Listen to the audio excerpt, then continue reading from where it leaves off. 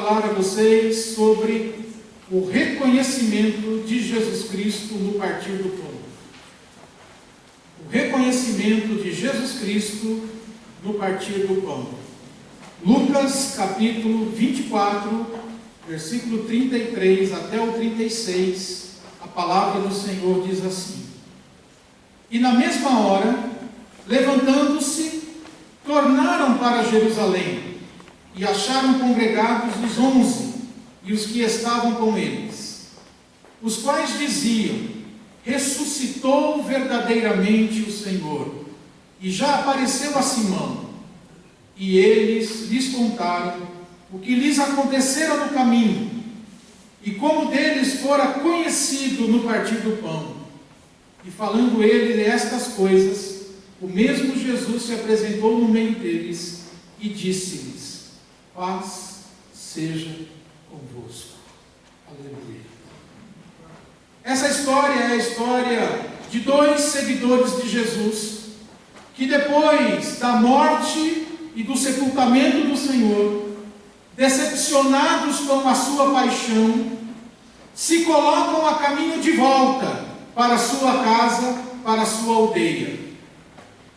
E eles então, queridos, voltando para a cidade de Emaús, estavam sobrecarregados com os seus pensamentos sombrios, estavam envolvidos com as suas dúvidas e com as suas decepções, e a Bíblia diz que eles iam discutindo ardorosamente entre eles sobre o que havia acontecido. E de repente um peregrino se coloca ao lado deles e começa a acompanhá-los e se interessa pela discussão e diz: o que vocês estão discutindo enquanto caminham? E eles então colocam todas as suas questões, as suas dúvidas, as suas decepções, e esse peregrino começa a lhes explicar as Escrituras, vai falando tudo que acerca de Jesus estava escrito na lei, nos profetas, nos salmos. E enquanto eles caminhavam, eles sentiam que o coração deles ardia, porém os seus olhos estavam como que fechados e eles não podiam reconhecer Jesus. Quando eles chegam na aldeia de Emaús, o peregrino faz menção de continuar a viagem. E aqueles dois discípulos olham para o peregrino e dizem assim: fica conosco, porque já é tarde e o dia declina. E o peregrino aceita o convite e entra na casa daqueles dois discípulos. Na hora da refeição, eles dão ao peregrino a honra de dar graças pelo alimento. E na hora que o peregrino parte o pão, eles reconhecem que é Jesus. Na minha imaginação, eu sempre pensei que eles reconheceram Jesus pela maneira como Jesus partiu o pão. Porque tem pessoas que têm formas características de fazer as coisas, né? O Sérgio Fortes, quando pregou aqui, ele nos mostrou uma outra possibilidade. Talvez ao partir do pão, eles viram as marcas dos cravos nas mãos de Jesus. De uma forma ou de outra, eles reconheceram Jesus no momento em que Jesus foi partir o pão. Então, diante daquela sombra da noite que caía, e de toda a obscuridade que existia no coração daqueles dois discípulos, eles ousaram a convidar um estranho, um peregrino, para ficar com eles. E aquele peregrino era, surpreendentemente, nada mais e nada menos do que Jesus. Eles que disseram ao peregrino: já é tarde, fica, não continue viagem. Na mesma hora, eles saíram de Emaús e voltaram para Jerusalém. E encontraram os 11 discípulos reunidos. E eles contaram como que o Senhor apareceu a eles no caminho. Como que lhes explicou as Escrituras. Como que ele foi reconhecido no partir do pão. E aí então, queridos, esse texto nos mostra duas situações em que Jesus pode ser reconhecido por nós. A primeira delas, que eu não vou entrar nesse assunto, mas eu queria mencionar: Jesus pode ser reconhecido na pessoa do estranho que se coloca ao nosso lado. Jesus pode ser reconhecido na figura do estranho. Se você falar assim: olha, eu vou ali na rua Porque na rua eu vou encontrar um mendigo, e Jesus vai estar na pessoa daquele mendigo, e eu vou ajudar Jesus através do mendigo. Jesus não vai estar ali. Jesus vai estar oculto na pessoa que você menos espera. Talvez o lugar em que você possa encontrar com Jesus é na figura do teu inimigo. Jesus se oculta nos lugares aonde nós menos esperamos, porque é para lá que Ele quer nos atrair. Mas esse é um tema que a gente pode falar depois. O outro lugar em que Jesus pode ser reconhecido nesse texto é na partilha do pão. É no momento em que o pão vai ser partido. Essa experiência que os discípulos tiveram lá em Emaús, de reconhecer Jesus no momento em que Ele parte o pão, é um fato que se repetiu durante a história da igreja por muitos e muitos séculos. Porque lá em Atos, no capítulo 2, versículo 46, Lucas, o escritor de Atos, diz que os primeiros cristãos se reuniam regularmente para partir o pão.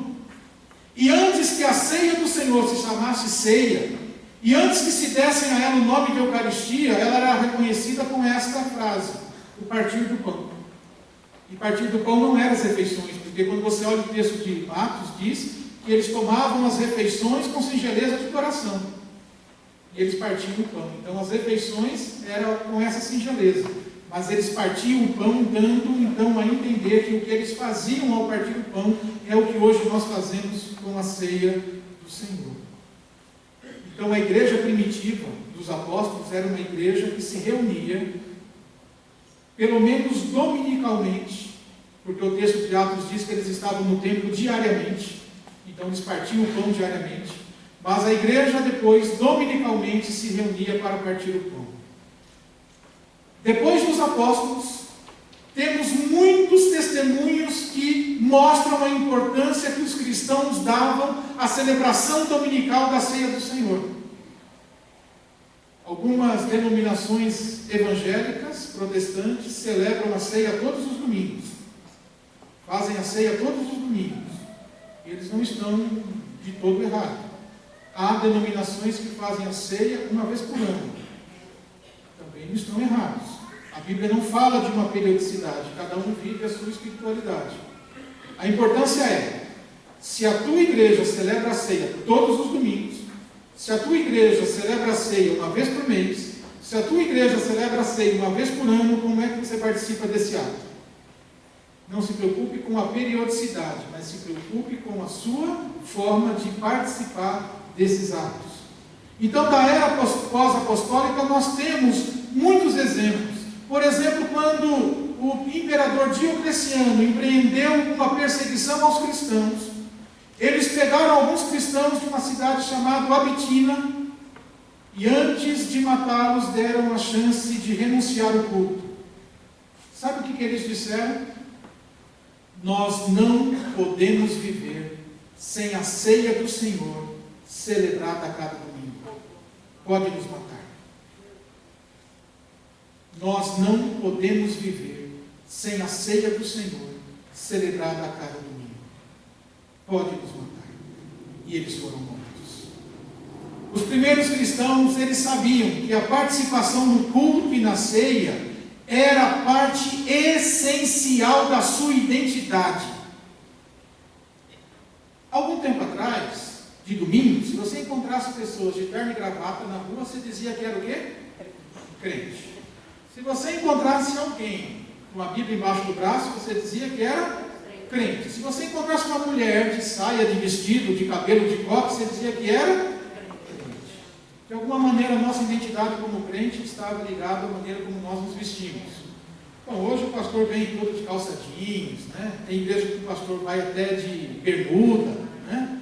A mulherada está liberada para vestir a roupa, calça, enfim. Bíblia, já ninguém mais anda com ela, né? Embaixo do braço, anda com ela no bolso. E a nossa identidade como cristão está onde? A nossa identidade como cristão ainda permanece no que acontece nessa mesa, no pão que é repartido e em tudo que ela significa. A nossa identidade como cristãos ainda está ligada ao fato de nos reunir, como a Bíblia diz lá em Atos, que diariamente todos eles perseveravam unânimes. É nessa unanimidade que está a nossa identidade como cristãos. Então eles sabiam, queridos, que era desta reunião que eles faziam e da ceia do Senhor que eles participavam, que eles traíam força e fé para viverem para Deus na imitação de Cristo.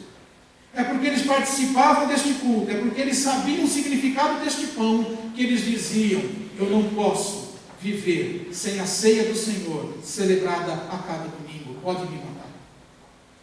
Nós abrimos mão da ceia do Senhor e do culto a cada domingo por qualquer coisa.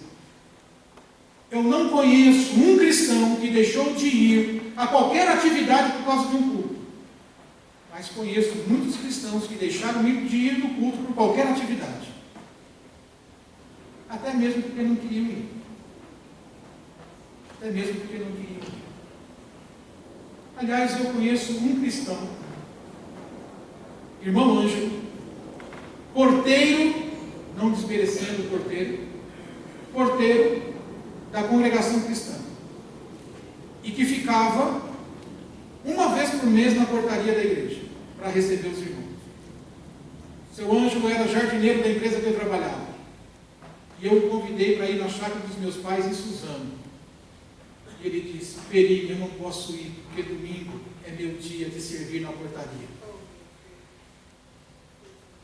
Ele não pensou em ligar para outra pessoa para substituí-lo. Ele disse: domingo é meu dia na portaria, eu tenho que estar lá, Perini. Ele não foi. Esse é o único cristão que eu conheço que deixou de ir numa atividade para ir no culto, servir na portaria. Às vezes a gente não pensa em dizer: olha, eu não vou poder ir, você pode me substituir. E quando faz isso, a gente fica até feliz, né? Quando liga e pede para substituir, né, Deus? Às vezes, nem isso acontece. Mas é só para a gente poder perceber que a maneira como nós encaramos o nosso culto, a maneira como nós entendemos a ceia do Senhor, determina a maneira como nós vivemos a nossa vida cristã. É espelho, é reflexo. Então, na ceia está representado todo o mistério da salvação. O Deus que se fez homem em Cristo Jesus para se entregar por nós, por isso as importâncias das palavras que são repetidas na ceia: isto é meu corpo que é dado por vós, e isto é meu sangue que é derramado por vós. É como se Cristo estivesse dizendo para nós hoje aqui: neste símbolo do pão e do vinho, vocês poderão me reconhecer. Neste símbolo do pão e do vinho, vocês poderão saber quem eu sou. Neste símbolo do pão e do vinho, vocês poderão saber como é grande o meu amor por vocês. Eu sou aquele que se doa por vós. Eu sou aquele que transmite a vida de Deus para vocês. Então o culto passa a ser, depois desta percepção, uma oferta de louvor, uma oferta de ações de graças, de um povo que vive e se nutre de Jesus Cristo. Se Cristo é vital para mim, se Cristo é essencial para a minha vida, como nós cantamos e afirmamos, amados, eu não posso deixar de me nutrir do Cristo que se doa em palavra, na presença dos irmãos e também no partir do pão. O número decrescente de pessoas que participam da ceia te assusta? O número decrescente de pessoas que assistem o culto te preocupa? Preocupa a mim também. Este decréscimo das pessoas que participam do culto, e ninguém morreu, ninguém trocou de igreja, simplesmente não vem. Vem de vez em quando. É um sinal, esse decréscimo é um sinal do esfriamento da fé e do amor. Jesus Cristo disse que nos últimos dias a fé de muitos esfriaria, o amor de muitos esfriaria. E depois ele diz: será que o Filho do Homem encontrará fé na terra por ocasião da sua volta? A fé de muitos e o amor de muitos tem esfriado. Só que esse esfriamento não significa descrença. Oxalá, se esses que estão esfriando se tornarem ateus. haveria para eles mais oportunidade. Não, eles estão convencidos de que são cristãos verdadeiros, que estão cheios de liberdade, que adoram a Deus verdadeiramente, acreditam, mas creem. A fé deles não influencia em nada as suas escolhas e as suas atitudes. Esse é o pior dos ateus. Crê que Deus existe, mas vive como se Deus não existisse. Deus não é considerado nas suas atitudes. Deus não é considerado nas suas escolhas. Assim muitos cristãos estão vivendo, nem frios, nem quentes. Oxalá se fosse frio ou se fosse quente, porque a gente sabe o que vai acontecer com os mormons. Vomitar-te-ei da minha boca. Ou frio, ou quente. Morno, Jesus vai chamar o Hugo. Portanto, meus amados, as pessoas sabem o grande amor de Deus. Inclusive, se o pastor falar uma besteira no culto, ela sabe que ele falou uma besteira. Tem as suas preferências doutrinárias e as suas práticas prediletas. Acreditam no amor de Deus, mas deixam esse amor sem resposta. Será que está claro para esses cristãos o quão ofensivo é para o Senhor o fato do seu amor ficar sem resposta? Se você faz uma pergunta para alguém, ou se você envia o presente para alguém, um presente, mesmo que a pessoa não tenha pedido, o que você espera? Olha, obrigado pelo presente. Você é até capaz de mentir. Adorei. Você nem gostou. Mas para ser delicado. E quando o Senhor nos envia mensagens de amor, e essas mensagens de amor ficam sem resposta, não será ofensivo? O quanto isso é ingratidão?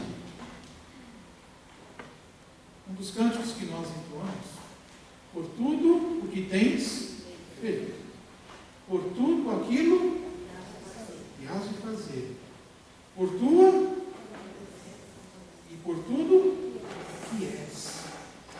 Amados, nós precisamos agradecer ao Senhor por tudo que Ele tem feito, por tudo que Ele vai fazer, mas acima de tudo, por tudo aquilo que Ele é. Por tudo aquilo que Ele é. Eu quero te dizer que a gratidão é capaz de salvar a nossa vida. 10 leprosos se apresentaram ao Senhor e Ele disse assim: vão lá e se apresentem ao sacerdote. E eles, quando foram, ficaram curados.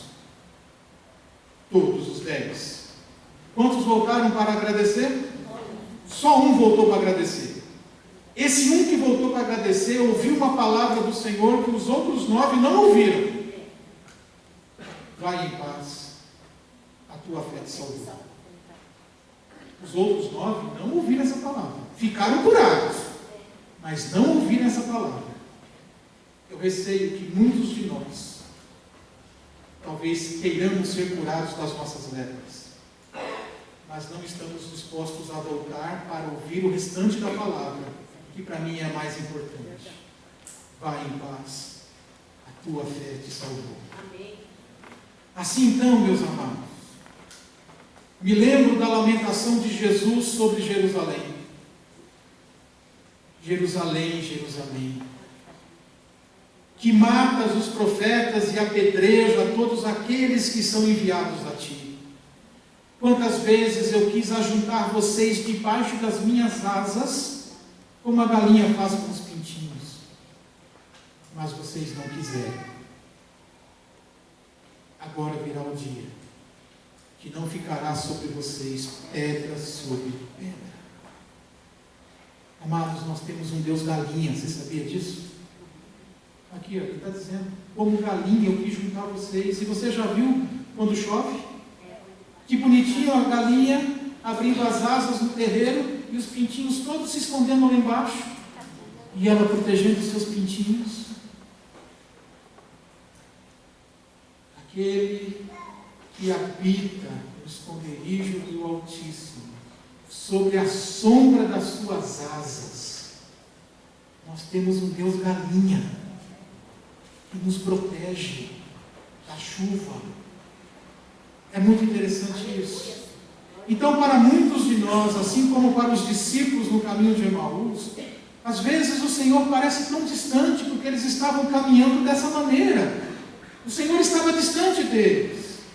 Assim também como esses discípulos a caminho de Emaús, há momentos em que nós ficamos tão preocupados conosco mesmo, com os nossos problemas, com as nossas dificuldades. E olha que quando nisso a Diana vem aqui e canta, é meu, somente meu todo o trabalho, a gente canta. Mas a gente ainda faz questão de continuar preocupado com aquilo que o Senhor está dizendo. Deixa comigo. Busque o meu reino em primeiro lugar, e estas coisas eu te garanto vai ser acrescentada. Como aqueles discípulos a caminho de Emaús, nós ficamos com as nossas queixas. Nós ficamos envolvidos com os nossos problemas, com os nossos planos, com as nossas expectativas. E como ele disse, né, a semana é tão corrida, que às vezes o domingo chega e a gente nem percebe que é domingo. E que quando a gente vem para a igreja, nós já estamos tomados de tantas preocupações, porque hoje é domingo, mas amanhã é segunda, que já não há mais espaço dentro de nós do que está acontecendo no culto. Talvez alguns de nós aqui já está no trabalho, já está trabalhando, já está se ocupando com o dia de amanhã. Sabe quando você tenta transferir um arquivo para um pendrive e diz assim, falta espaço? Eu acho que há tanta preocupação, há tanto envolvimento, que o Senhor quer transferir alguns arquivos para nós hoje e está dando ocupado, cheio de espaço. Nós estamos completamente envolvidos. Então o dia a dia nos deixa tão ocupados que nós nem percebemos quando chega o domingo. E o que ocorre conosco é a mesma coisa que ocorreu com os discípulos a caminho de Emaús. Nós ficamos sozinhos com as nossas perguntas. Nós ficamos sozinhos com as nossas lamentações.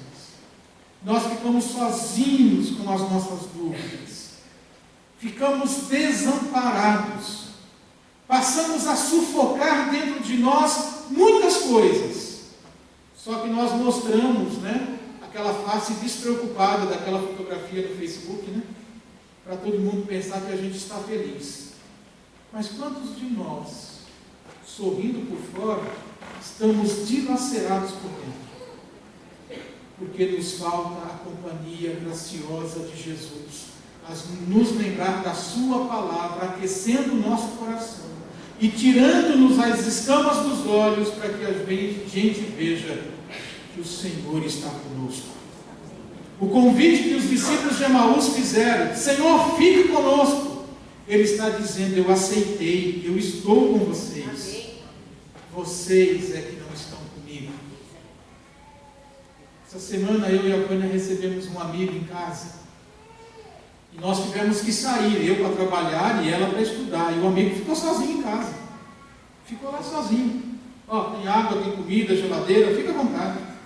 Eu fico imaginando que com Jesus a gente faz muita coisa. Diz, Senhor, fica comigo. Ele fica, a gente diz assim, fica aí que eu vou sair, tá? A gente sai e deixa ele sozinho lá dentro. Nós precisamos permanecer com Jesus dentro de nós. Então, amados, como seria bom vivermos a experiência de que nós não estamos sozinhos? Como seria bom vivermos a experiência daqueles 4 jovens na fornalha de fogo? Nabucodonosor joga 3, mas quando olha, vê um 4º homem, semelhante ao Filho do Homem. Queridos, nós não estamos sozinhos, nem na fornalha de fogo, nem na cova dos leões, nem mesmo no inferno, porque o Senhor já desceu lá e nos libertou da prisão. Como nós precisamos aprender que na partilha do pão e do vinho, Jesus divide conosco o sofrimento humano. Jesus não elimina nosso sofrimento. Eu fico triste com essas igrejas que fazem essa propaganda. Pare de sofrer. porque eu não acredito nisso. Tinha até um corinho da igreja pentecostal que dizia: conta para Jesus onde é a sua dor, ele é o remédio, confia no Senhor. Um Jesus doril, né? Serve para... parece aquela banha do peixe elétrico do Amazonas, que os caras vendiam na Praça da Sé, servia para qualquer coisa. Jesus atravessa o sofrimento com a gente. Ainda que ande pelo vale da sombra e da morte, o Senhor está comigo. Ele não vai me livrar do vale da sombra da morte, mas Ele vai estar comigo. Nós precisamos ter essa experiência de que nós não estamos sozinhos no nosso sofrimento. E quando o pão é partido, Jesus está compartilhando o sofrimento humano comigo. Ele está dizendo: eu também sofri, tenha paciência, eu venci o mundo, vocês também vão vencer. A morte me abateu, em algum momento a morte vos abaterá, mas eu ressuscitei no terceiro dia, e vocês ressuscitarão comigo, porque aquele que crê em mim, ainda que morra, viverá eternamente. Amados, Jesus vem através da ceia dizer assim: você está sofrendo, mas eu estou oferecendo para você uma nova vida, uma vida ressuscitada. Aí você diz: oh pastor, que bênção, então quer dizer que quando eu morrer, eu vou receber uma nova vida? Não, porque esta nova vida, a ressurreição, não começa apenas na escatologia, quando Jesus Cristo voltar e os mortos ressuscitarem e os vivos forem arrebatados. A ressurreição, por ser eterna, ela já começa aqui. Os discípulos de Emaús, quando voltaram para a sua cidade, estavam mortos na sua tristeza e decepção. E quando Jesus lhes comunicou a palavra de Deus, e aquela palavra de Deus aqueceu seus corações, eles ressuscitaram e voltaram rapidinho para Jerusalém. Eu queria dizer que não é a ressurreição apenas da morte física que Jesus nos garante, mas Ele garante que todas as vezes que a nossa vida estiver sumindo, fraquejando, Ele vai novamente nos vivificar em alegria, em consolo, em esperança e em serenidade. E talvez você esteja aqui hoje precisando ressuscitar. Não que você morreu, mas que muitas coisas talvez tenham morrido dentro de você. Talvez você precise ouvir a palavra de Deus e sentir o seu coração ardendo. Talvez você precise sentir que no caminho da sua vida, cheio de dúvidas e de dificuldades, o Senhor está com você, você não está sozinho. Talvez você precise receber do Senhor um novo ânimo nessa noite. Talvez você precise voltar para a comunidade que você deixou. Talvez você precise voltar para a comunhão dos irmãos que você deixou. E quando eu estou dizendo que você deixou, talvez você diga: uai pastor, mas eu não estou aqui. É que tem alguns que estão aqui, mas não estão aqui. Você sabe do que eu estou falando. Você sabe o que eu estou dizendo quando eu digo voltar.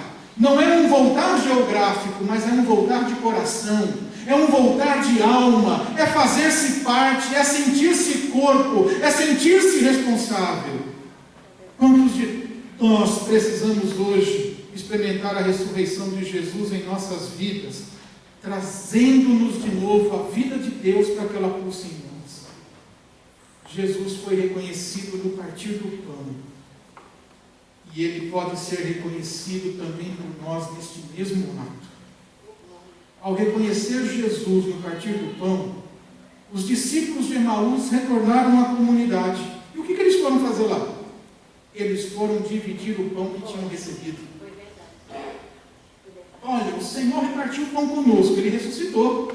Esse é o pão. Eles voltam para Jerusalém para encontrar aqueles discípulos e dizer: olha, o Senhor ressuscitou, o pão que Ele nos deu, nós estamos dando agora a vocês. Entende quando o Senhor diz: dai-lhes vós de comer? Vai vocês e repartam o pão com aqueles que têm fome. Mas que pão, Senhor? O pão que vocês têm recebido. Aleluia. E que pão que eu tenho recebido, Senhor? O que você está fazendo aqui? Você está recebendo pão. Desde o começo do culto você está recebendo pão. Amanhã distribua este pão. Fartamente distribua este pão. Então, ao reconhecer Jesus, eles foram dividir o que tinham recebido. E naquele momento em que ceiaram com Jesus, os discípulos a caminho de Emaús se tornaram pão. E foram se doar aos outros como alimento para saciar a fome que eles tinham de Deus. Quem recebe o pão da vida, Jesus Cristo, se torna Ele mesmo pão para os outros. Por isso, participar do pão eucarístico é, acima de tudo, uma experiência comunitária. É, acima de tudo, uma experiência comunitária. Ninguém ceia sozinho. Ninguém tem autorização ou base nas Escrituras para pegar um pedaço de pão na sua casa e um cálice de vinho e celebrar a ceia sozinho. Nem o pastor, nem o diácono, nem qualquer outro membro. A ceia é sempre comunitária. É ceia comunitária. Amém. Ah, mas e se tiver um doente vai levar a ceia? Bom, essa não é uma prática batista, mas se for fazer, alguém tem que levar. Então, vai estar 2 ou mais reunidos no meio deles para poder celebrar a ceia do Senhor. Por isso, participar da ceia é essa experiência comunitária. É uma característica da nossa sociedade hoje, ao invés de doar, acumular. Por exemplo, nós recebemos contribuições. E pela porcentagem que está ali, parece que as contribuições são altas. Não nos espanta? Não espanta? Traz espanto. Por quê? Porque dividir hoje não é um ato comum.